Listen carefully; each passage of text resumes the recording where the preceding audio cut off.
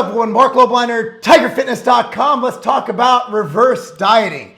Now, reverse dieting was a bigger thing back in the message board days of bodybuilding.com. You guys remember that? We had the competition prep forums, which was run by my company at the time, believe it or not, Sivation with Derek Charleboy, Lane Norton, Rob Moran. It was a dope place. What a great time. And anyway, a lot of times what we would do is we'd get down into competition shape, and then we would slowly increase calories, slowly,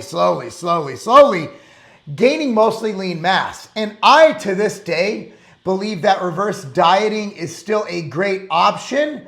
However, we have actually found other things like diet breaks. And I'm gonna explain when and how to use these. I'm gonna explain how I come out of a diet. Let's say you get down to your goal weight, but you don't wanna just eat, basically, poverty calories for the rest of your life. And that's not good for you. It's just not good to have that low of a caloric intake. I know it's like there are data that show that less calories equal longer lifespan, but what a horrible way to live. You have no energy, you won't be able to perform the way you want to perform, and you won't make gains. And we all want to make gains. So before I get started, go to tigerfitness.com, get MTS Nutrition Immortal, the greatest vitamin pack ever created. Here's how it looks. Since I am publishing it today, we have a sale going on right now, the Arnold Classic sale going on, 15% off Immortal. You get a free shirt on orders over $75 and double rewards points. So let's get to it. Free shipping over $99, by the way. So I actually found an article, believe it or not, this is from April 3rd, 2023, almost a year ago. Reverse dieting was a trend on TikTok in 2023. I don't know this because I'm 43 years old. I'm not browsing TikTok, but this was a thing. And I always like to have something to talk about. I like to have an article in the mainstream media, and this is from the New York Post by Asia Grace. That's the author's name. And here's the article. It's, I lost weight by doubling my caloric intake. Here's how it works. And I will say that, like, they quoted some trainers and stuff here, but let's read it. This past January, Tyla Gomez, she was 24 years old, was feeling overweight and miserable. She was on an extremely restrictive diet, limiting herself to just 1,250 calories a day, but she wasn't losing weight. And just to let you know, for females, 1,250 calories is low, but it's not extremely low. Most women do not even need near 2,000 calories a day. In fact, I believe in a study, I think it was funded by Gatorade. Believe it or not, it was at a presentation. Don't quote me on this. They actually showed that hard training collegiate soccer players at a D1 school were only needing about 2,800 calories a day for maintenance. Put that in perspective, they're running probably 5 to 10 miles every practice. Put it in perspective, they only needed 2,800. So you think that Jill, who lives across the street, sits at home and watches Dr. Phil all day? Do you think she's gonna need 3,000 or even 2,000 calories? Come on, let's get real here. Okay, not only that, these collegiate soccer players are also weight training. They're doing all that stuff. And they're generally genetic freaks. These collegiate soccer players at D1 level, they're genetically inclined to be great. It seems she'd never be able to squeeze in the size 10 skinny jeans she'd recently purchased. She considered getting liposuction or reducing her caloric intake even further. And she decided to try something she'd seen on social media, eating more. It's called reverse dieting. Gomez, a lifestyle content creator and aspiring actress from Los Angeles, told the Post. A lifestyle content creator. Can we call me that right now? I'm pretty lifestyle-y. You can lose fat by increasing your calorie intake in order to restore your metabolism after being in a caloric deficit, she continued. I'm eating around 1,715 calories now, working out more, and I'm able to fit into those jeans. Now, realize she said 1,750, not 2,750. From 1,250 to 1,750, if her maintenance is around 1,600, that is not enough to put her where she's going to gain weight. It might even be enough to still lose weight. Maybe she was a bit too aggressive on that deficit she created. There's a picture of her, whatever. She's thick. Reverse dieting entails cycling between 3 key phases: calorie deficit, calorie increase, or reverse dieting and maintenance. Well, I guess so. You know, you diet down to your goal. Then you reverse diet. And then once you hit that, you stay where it's at so you don't gain or lose. It first became popular amongst bodybuilders in the early 2000s. Thank you, I've already said that. And now it's having a social media moment. On TikTok, the hashtag reverse dieting has amassed over 46 million views. I'm too late on this grift. Fans of the approach hail it as a way to speed up the body's metabolism and burn fat by eating more food without gaining weight. But experts warn that there's little scientific proof behind reverse dieting and that it could ultimately hurt your metabolism.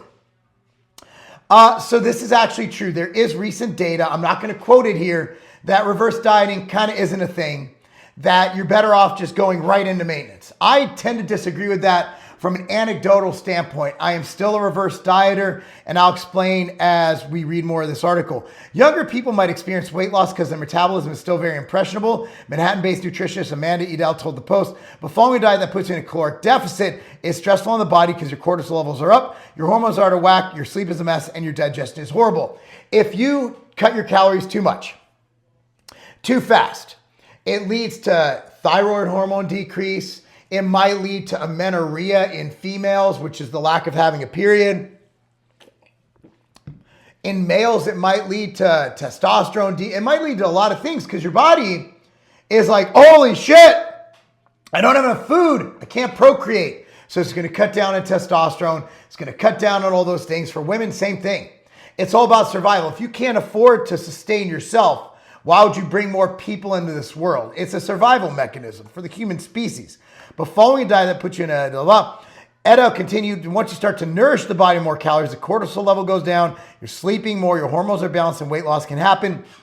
It might or may not work for anybody. May I add that this is assuming people measure their calories. So she brought up sleep. Okay, Amanda Edel, she, her. Thank you. I'm cool with the pronouns. You guys like me now? She's bringing up something very valid. If you're not counting calories, you're probably going to eat less if your sleep is better, because sleep is linked to ghrelin levels, leptin levels. All of those things control your body's appetite. So if your sleep is off, you're technically going to eat more. You're going to have trouble losing weight. So by getting better sleep alone, because you're eating more sufficient calories, but we're assuming that everybody knows what they're eating. If you watch my previous video from this week, you know that if you go to restaurants, they're more than double what it says on the menu. So if you're getting a 500 calorie hamburger, you could pretty much guarantee that it's going to be about 1,000 calories. Okay. Registered dietitian Abby Langer from Toronto agreed, saying the Post reverse dieting is just a theory. She warned, when you increase your calories after a restrictive diet, you may not see weight gain immediately, but eventually you will. Yes, if you're in a caloric surplus, I don't care who you are, what you do, you're going to gain weight. Like those people, I can't gain weight. They're like, yeah, you can. You just have a really fast metabolism and you don't have a huge appetite. I mean, right? It's reverse dieting is just an idea. Like Antifa, right? Joe Biden? She warned and a 2019 study by George Mason University found that while anecdotal reports of successful reverse dieting are available, research is needed to evaluate the true efficacy. Well, I mean, the study, the study was probably about something else. Like it doesn't even, oh, here's the study. Can reverse dieting prevent weight gain after weight loss? Study overview. Is this, I don't know if they actually did this study. Study overview. It was completed. No, yeah, it was completed in 2016. Methods. Yeah, it doesn't really say anything except we need more research. Well, that study was a good use of money, wasn't it? Hey, here's a study. The study found that we need a study. The lack of empirical data notwithstanding, TikTokers want to drop a few, as well as those hoping to maintain their ideal weight without being eternally confined to a low-cal regimen, are singing the praises of this counterintuitive approach. Here's a lot of people with, anecdotals. Women from 20 to 30 years old are advised to consume between 1,800 and 2,400 calories a day per the Cleveland Clinic. After being in a deficit between 8 to 12 weeks, the dieter begins to gradually increase their intake by adding 1,500 calories, their daily intake, each week over the course of 2 months. During this time, folks incorporate yummy treats like chocolate bars, sugary cereals, blah, blah, blah, blah, blah. It increased until the dieter reached the maintenance phase, during which they are eating between 2,000 and 2,700 calories without seeing an increase in their weight. That's a good range. I would say that, a lot of people can maintain I would actually put it at around 1,600 to 2,200 calories. But hey, I'm not a doctor, right? Like obviously doctors know this stuff, right? Like your doctor's probably in amazing shape. Your doctor's probably like really lean. Your doctor's probably fat. During maintenance, you don't have to worry about burning off calories or increasing the intensity of your workout, said Lamb, adding that a dieter should remain in this phase at least 3 months before beginning a new cycle. Maintenance means you're maintaining your weight with current activity levels, and strength training, including exercise like squats, deadlifts, shoulder press, and push-ups, is the key. Agreed. Let's see if there's anything else worth...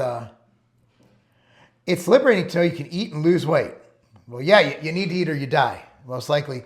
Noticing the inches she dropped from her waist, thighs, and arms since the top of the year. Feels so good to see that food is not the enemy. Food is not the enemy. So my diet theories, you can see my diet, my coaching at marclobliner.com. My diet theories have pretty much maintained a lot of what they were in the past. And let me explain.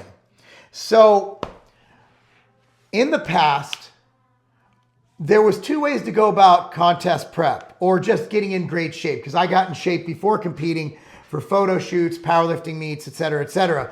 One was go all out, eat all you can for a week and gain back what you lost plus more, hoping that you gain a little bit of muscle in the process, just being sloppy, edema, and being sick.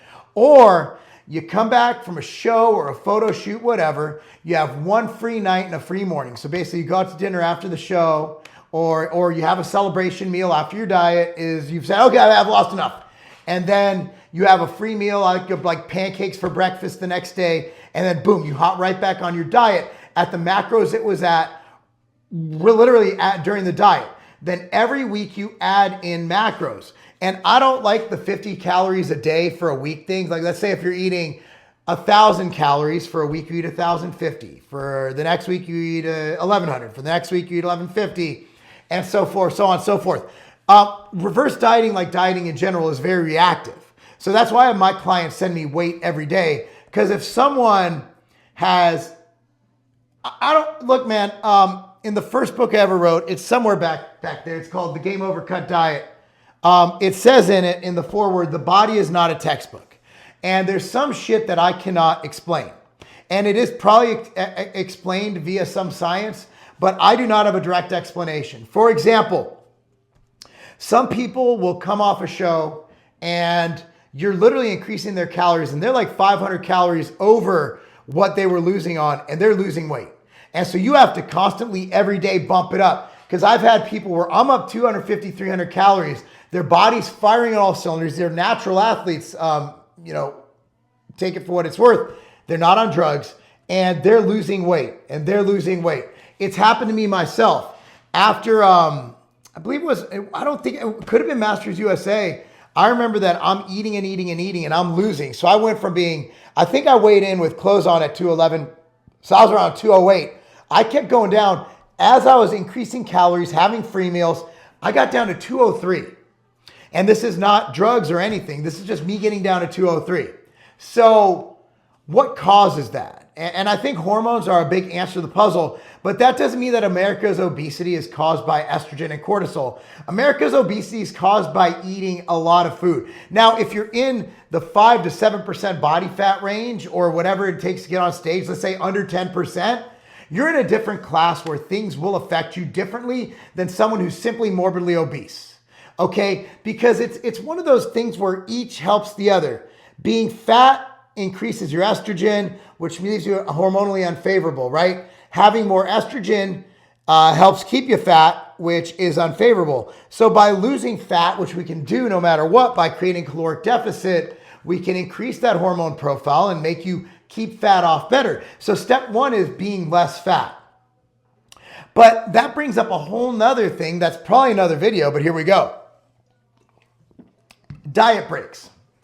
Here's when I use diet breaks. Diet breaks essentially, let's throw out numbers. You're eating 1,200 calories, where we've been dieting for 6 months and your weight loss is slowed down. What I will do is I will not reverse diet because we still have fat to lose. I'll literally jack you back up to at maintenance or slightly above. Let's say that you're at 1,200 calories and I'm gonna put you at 1,900. So I'm gonna immediately, boom, I'm gonna put you up 700, 800, 900 calories, maybe even more. And then some people will start eating those calories and sure as shit, most people, they will not gain weight.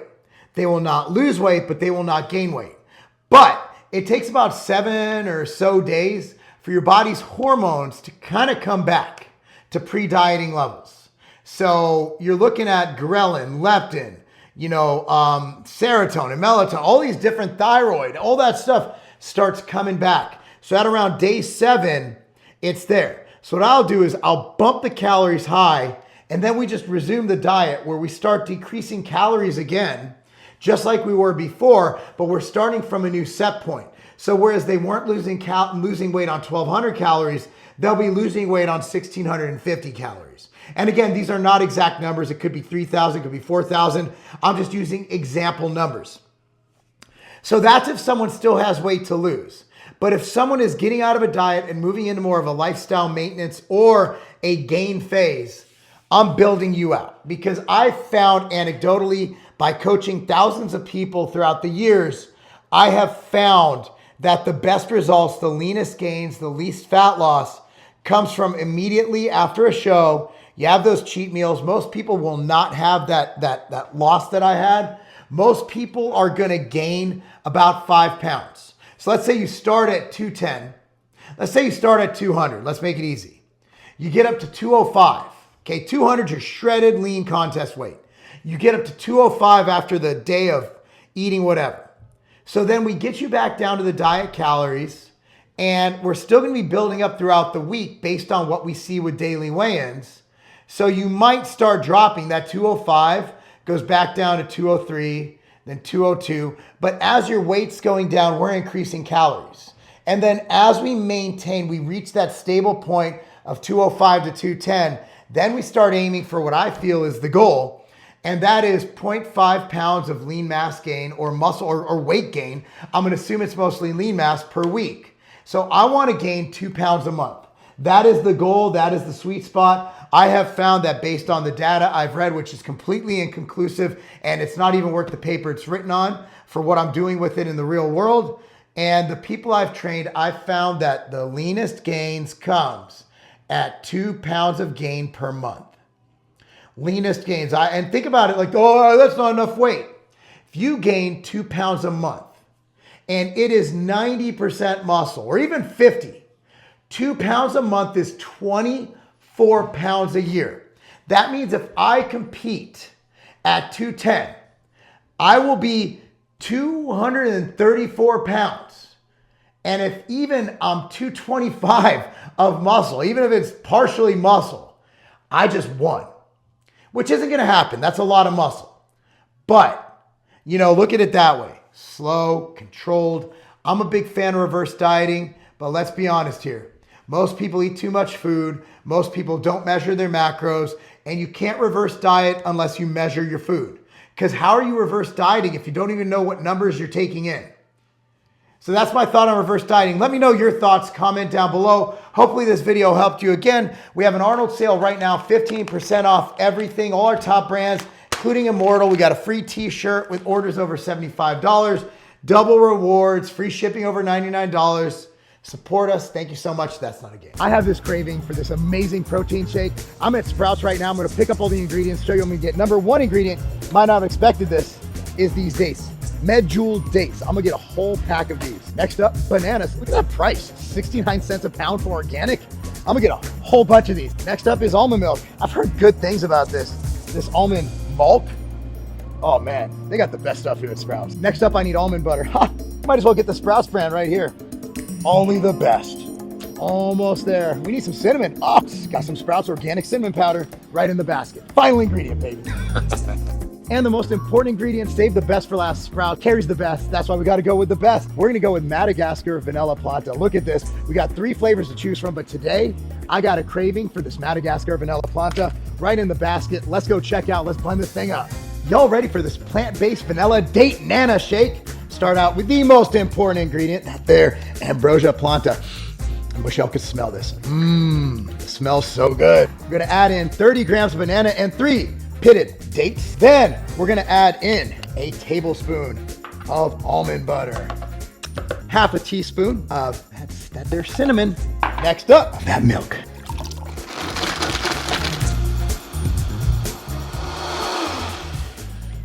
Let's go.